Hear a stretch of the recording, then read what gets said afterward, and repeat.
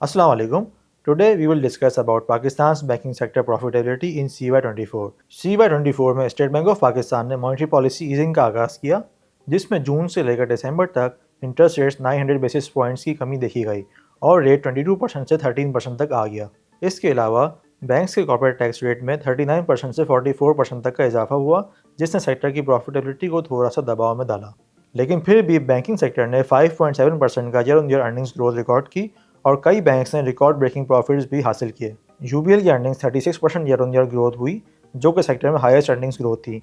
इसके अलावा मीज़ान बैंक ने 20% और फैसल बैंक ने 18% की अर्निंग्स ग्रोथ पोस्ट की। इसके अलावा बैंकिंग सेक्टर में नेट इंटरेस्ट इनकम में 8.9% का इजाफा हुआ और नॉन फंडेड इनकम में 53% की बेहतरीन ग्रोथ देखी गई। एनएफआई में ग्रोथ की मेन वजह फ़ी इनकम और कैपिटल गेंस थी। प्रोविजनिंग एक्सपेंसेस में 7.4% की कमी आई, जिसका सबब इकोनॉमिक रिकवरी था। लेकिन ऑपरेटिंग एक्सपेंस 29% से बढ़ गए, जिसका सबब इन्फ्लेशन और टेक्नोलॉजी रिलेटेड इन्वेस्टमेंट्स थी।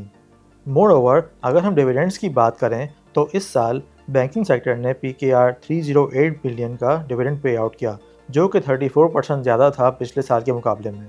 बैंकिंग सेक्टर का कैपिटल एडिक्वेसी रेशो 18.9% तक पहुंच गया, जो कि सेक्टर की स्ट्रॉन्ग कैपिटल पोजीशन को जाहिर करता है। अब हम बैंक्स की स्पेसिफिक अचीवमेंट्स के बारे में डिस्कस कर लेते हैं। यूबीएल ने इंडस्ट्री में सबसे ज़्यादा डिविडेंड पे आउट किया, जो कि PKR 44 पर शेयर था।